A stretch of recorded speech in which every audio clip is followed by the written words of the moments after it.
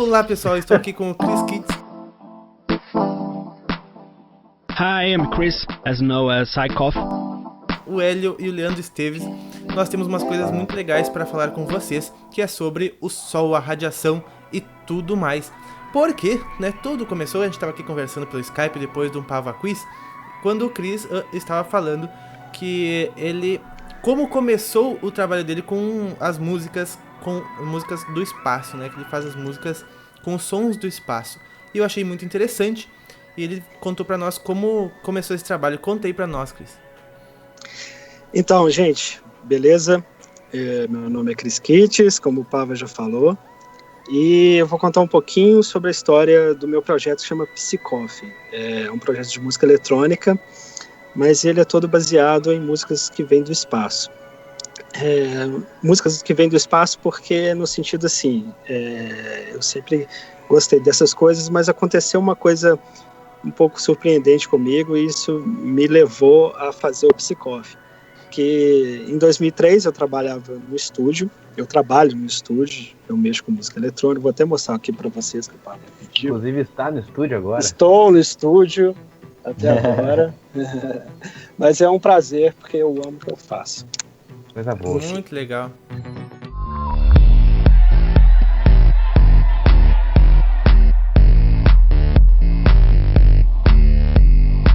Estava nos contando, né, das interferências no rádio, quando começou. Em 2003 eu estava o estúdio estava em outro local, eu sou aqui de BH, e onde era um pouco mais alto também, e nesse local tinha uma rádio comunitária, e um dia eu estava lá no estúdio e as caixas de som começaram a mexer sem passar som. Não estava passando som, elas estavam ligadas, mas elas balançaram como se estivesse passando som, assim. Eu fiquei intrigado com aquilo, e aquilo começou a se repetir com alguma frequência, e um dia o técnico dessa rádio comunitária lá estava fazendo manutenção nos transmissores, e eu cheguei para perguntar para ele, olha, disse o que estava acontecendo com as caixas, que elas estavam mexendo sem eu passar som, e só falou, cara, isso é explosão solar, não liga não. Eu fiquei chocado com aquilo. Como assim explosão solar, mano? Explosão solar, mano. E ele, tipo, com aquela toda simplicidade, corriqueiro, como se fosse corriqueiro dele. E aí, com muito custo, ele me explicou, com muita calma. E aí eu descobri um universo novo, porque as explosões solares são muito fortes, né? E elas podem implicar simplesmente na nossa vida aqui. Enfim. Tudo, né?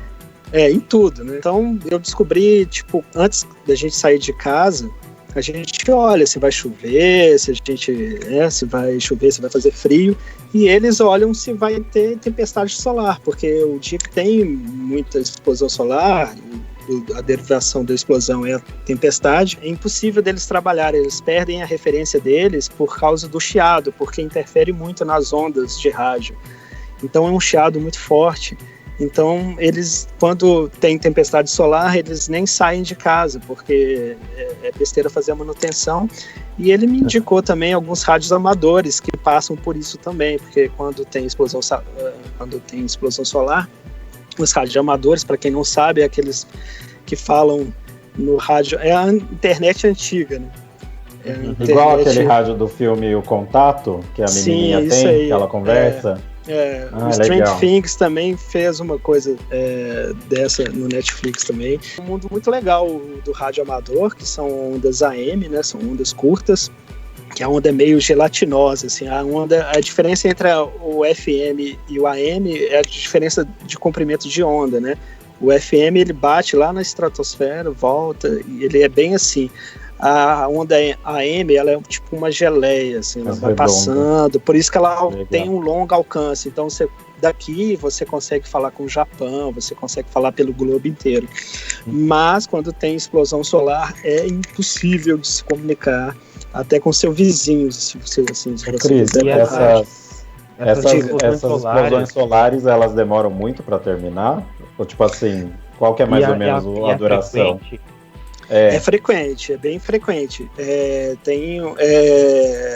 Assim, não dá para prever, lógico, né? Na verdade, a gente não tem a tecnologia ou o conhecimento suficiente para dominar esse tipo de coisa ainda.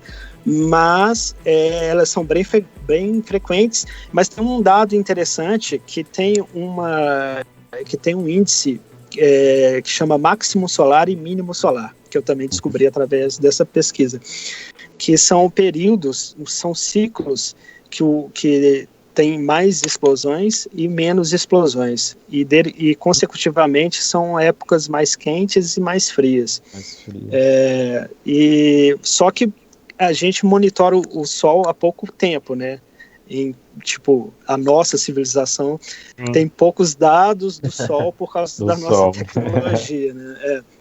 Mas supõe que a gente está indo para o mínimo solar mesmo, assim. Isso é muito legal porque tem a ver com a transição planetária também. É muito legal porque uma das coisas que atrapalha a gente também é a radiação do Sol, né? Olha, que legal. Já foi dito. Muito interessante. Tu tava falando nisso e tu me lembrou de um episódio, porque eu também sou muito curioso dessas coisas, né, de comunicação, de transmissão de dados, de transmissão. E eu me lembro que minha irmã, ela trabalhava até pouco tempo atrás numa emissora de televisão. E eu, quando chegava lá pra visitar aquela emissora, eu ficava maravilhado com aquelas parabólicas gigantescas, né, aquelas antenas enormes. E eu ficava maravilhado com aquilo, como funcionava. Ia lá, um parque de diversão. Não parque de diversão. Eu ia lá falar com os técnicos, né? Pra que isso serve, pra que aquilo serve, pra que aquilo outro serve. Você é estranho que nem eu, mano. É verdade. E eu perguntei pra ele, mas me diz uma coisa, se tiver uma chuva muito forte, né? Muita nuvem, vai cortar o sinal, né? Que essa antena tá recebendo, né? O que prejudica o sinal dessa antena, né? Porque ela diz que sempre tem duas, né? Tem o repetidor e a redundância, né? E o que atrapalha o sinal dela, né? O que pode acontecer que atrapalhe o sinal? Ele diz, a única coisa que atrapalha o sinal é o Sol. Que tem épocas do ano, que em janeiro e fevereiro, que tem picos solares que pode cortar, literalmente corta o sinal. E por isso eles precisavam de um sinal via fibra ótica que vinha desde lá da outra rede deles, que é para quando perde o sinal por causa do Sol, eles têm esse secundário. E eu fiquei muito maravilhado, puxa vida, olha só o Sol. Que eles dizem, né, que dissipa as partículas na atmosfera e não reflete mais o sinal, né? Sim. Tem muita gente que culpa a operadora de telefone, às vezes, por sinal não tá pegando, mas esquece de olhar se tá tendo tempestade solar. Então daí que começou a surgir as ideias para tuas músicas, e tu foi procurando sons do espaço, sons de efeitos que ocorrem no universo, para ir juntando, mixando na música? Sim, aí na verdade essa pesquisa começou em 2003, mas na época tava, tipo, a internet também era meio que carroça naquela época, né? E eu achei muito pouca gente que falava disso na internet, assim, e eu achei mais técnicos. Sobre sonorização, que é o processo de você pegar os dados, pegar esses dados, converter eles em som, isso chama sonificação. Porque quando eu me deparei com esse universo, né, gigante de coisas vindas do espaço, e são ondas, né? Quando você para e raciocina, são ondas. Então, se são ondas, a gente pode ouvi-las de alguma forma. Então,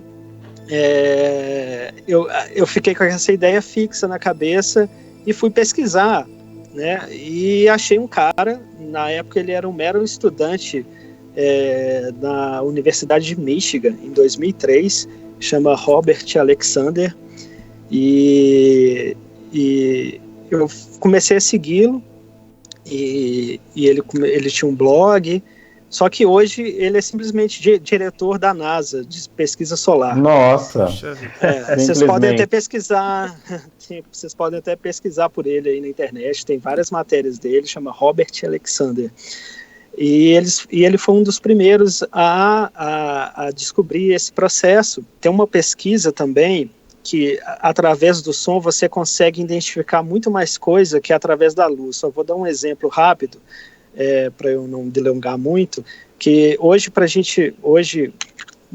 com nossa pequena tecnologia, os cientistas, para a gente descobrir o que um planeta a milhões de anos-luz tem, né, qual que é a composição química dele, se ele tem oxigênio, isso é através do espectro da luz, né? Sim. Mas pelo espectro do som é muito mais fácil você identificar do que o da luz, é muito mais preciso. Tanto que uma coisa muito doida que a gente não tem noção também, é um teste de DNA, ele é feito através de ultrassom, né? Você separa o DNA através do som. Tem até levitação com som, né? Tem determinada frequência, o objeto levita naquela vibração. Eu ia dizer também que Hélio, sabe onde é que a gente vai ir? É um lugar muito interessante, eu espero que ainda esteja funcionando como era quando eu fui lá da primeira vez. Vai em outubro, lá, dia 7 e 8, em Porto Alegre, numa palestra. E eu quero passar lá no Museu da PUC, onde tem um experimento fantástico. Eu espero encontrar ele, trazer e mostrar aqui pra vocês do canal. Uau, que legal. Que é um painel, uma placa com um fluido, não sei qual fluido é, e lá mostra todas as chuvas de íon solar em tempo real. Por exemplo, sabe quando você tá vendo uma piscina e tá gotejando água? E tem várias gotinhas de água caindo. Ser muito doido. Só que fluxo do sol. É umas gotinhas, só que cada uma daquelas gotinhas é uma partícula do sol. E ela transpassa o teto, transpassa 3 andares de teto. E eles dizem que ela só não transpassa o chumbo. E lá chove constantemente em todos os lugares aqui em nós. E lá nesse painel é o lugar onde dá pra vê-las caírem. E que quando tem esses eventos solares maiores, né, que a gente confere lá o índice capeta mais alto, aquela chuva tá muito intensa, como se realmente, sabe, tivesse uma chuva forte caindo dentro de uma piscina. Nossa, que legal. Aquelas partículas vindo do sol em tempo real, a gente consegue observar. Eu acho fantástico, eu quero ir lá filmar pra vocês aqui no canal. Foi até bacana você falar sobre o som da chuva, porque a minha primeira impressão, o meu primeiro susto quando eu escutei a primeira explosão solar foi isso, porque teve um processo muito longo, né, que esse Robert Alexander que eu te falei, ele foi divulgando e compartilhando os softwares para fazer esse tipo de processo era muito precário, então demorou muito tempo, tipo, só para vocês entenderem um pouco, era tipo, você pega um som de uma cachoeira, transforma ele em dados e depois você transforma ele em som para você saber se realmente aquilo que você está fazendo é uma cachoeira, né? Então, 2011, 2012, que conseguiu essa fidelidade para saber realmente o que a gente está ouvindo é o que a gente está ouvindo. Então, em 2003 a gente pôde ouvir uma explosão solar e ela parece uma chuva. Eu pensei que fosse uma coisa grave, né? Mas ela é uma...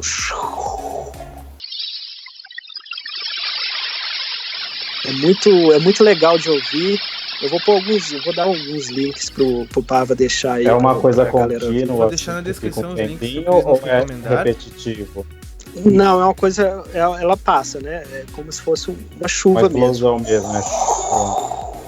Nossa, que legal. Eu não tenho certeza, talvez o Leandro aí que estuda mais a Grécia pode falar, mas se não me engano foi Pitágoras que ele falava que provavelmente existia um som de fundo no universo, só que a gente não conseguiria ouvir porque ele não cessa, então não tem contraste.